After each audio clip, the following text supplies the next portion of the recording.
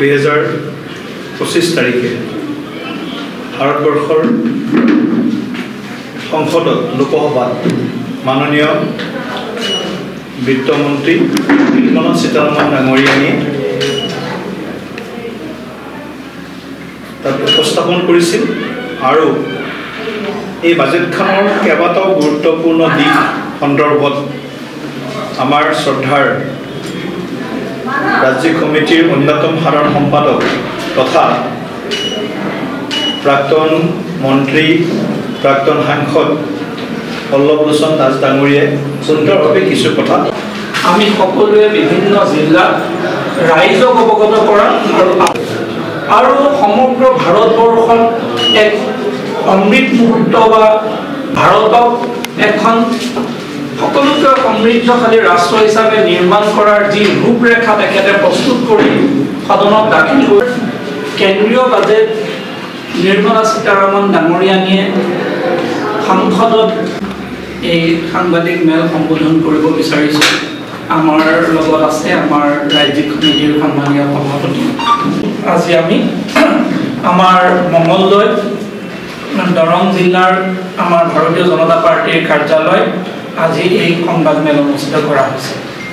মূল বিষয়খিনি আমাৰ ডাঙৰীয়া অৱগত কৰিব। মই কেইটামান বিন্দু আমি সকলোৱে জানো যে ভাৰতীয় জনতা পাৰ্টি আমাৰ ৰাজ্য ডাঙৰীয়া আছে আৰু আছে আমাৰ অসম চৰকাৰ সভাপতি ডাঙৰীয়া শইকীয়া ডাঙৰীয়াকে প্ৰমুখ কৰি আমাৰ আন এগৰাকী প্ৰাক্তন সাংসদ আপোনালোকে অসম চৰকাৰৰ বাজেট অহা 10 তাৰিখে উপস্থাপন হয়।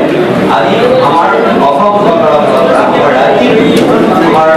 আমাৰ যি অমৃত কাল চলি আছে এতিয়া আৰু সেই সময়ছোৱাত বিশ্বগুৰু আপোনাক বিকশিত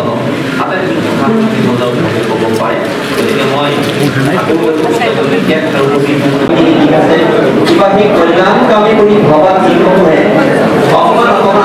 পৰামৰ্শসমূহ আপোনালোকৰ সুবিধা অসুবিধা এই বাজেটে সকলো স্তৰৰ মানুহক কাৰোবাক অপকাৰ কৰিব। অন্যায় 2025 তাৰিখে ভাৰতবৰ্ষৰ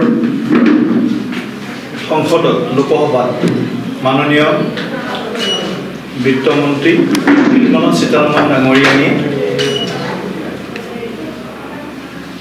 তাত উপস্থাপন কৰিছিল আৰু এই বাজেটখনৰ কেইবাটাও গুৰুত্বপূৰ্ণ দিশ সন্দৰ্ভত আমাৰ শ্ৰদ্ধাৰ ৰাজ্যিক কমিটিৰ অন্যতম সাধাৰণ সম্পাদক তথা প্ৰাক্তন মন্ত্ৰী প্ৰাক্তন সাংসদ পল্লৱ লোচন দাস ডাঙৰীয়াই সুন্দৰভাৱে কিছু কথা আমি সকলোৱে বিভিন্ন জিলাত ৰাইজক অৱগত কৰা আৰু সমগ্ৰ ভাৰতবৰ্ষত এক অমৃত মুহূৰ্ত বা ভাৰতক এখন সকলোকে সমৃদ্ধশালী ৰাষ্ট্ৰ হিচাপে নিৰ্মাণ কৰাৰ যি ৰূপৰেখা তেখেতে প্ৰস্তুত কৰি সদনত দাখিল কৰি কেন্দ্ৰীয় বাজেট নিৰ্মলা সীতাৰমণ ডাঙৰীয়ানীয়ে সংসদত এই সাংবাদিক মেল সম্বোধন কৰিব বিচাৰিছে।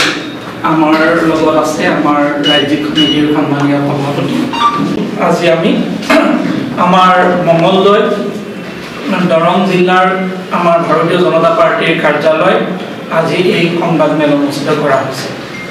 মূল বিষয়খিনি আমাৰ ডাঙৰীয়া অৱগত কৰিব। মই কেইটামান বিন্দু আমি সকলোৱে জানো যে ভাৰতীয় জনতা পাৰ্টি আমাৰ ৰাজ্য ডাঙৰীয়া আছে আৰু আছে আমাৰ অসম চৰকাৰ সভাপতি ডাঙৰীয়া শইকীয়া ডাঙৰীয়াকে প্ৰমুখ কৰি আমাৰ আন এগৰাকী প্ৰাক্তন সাংসদ আপোনালোকে অসম চৰকাৰৰ বাজেট অহা 10 তাৰিখে উপস্থাপন হয়। আজি আমাৰ অসম চৰকাৰৰ আমাৰ যি অমৃত কাল চলি আছে এতিয়া আৰু সেই সময়ছোৱাত বিশ্বগুৰু আপোনাক বিকশিত ক'ব পাৰে। গতিকে মই কিবা সেই কল্যাণকামী বুলি ভবা যিসমূহে পৰামৰ্শসমূহ আপোনালোকৰ সুবিধা অসুবিধা এই বাজেটে সকলো স্তৰৰ মানুহক কাৰোবাক অন্যায়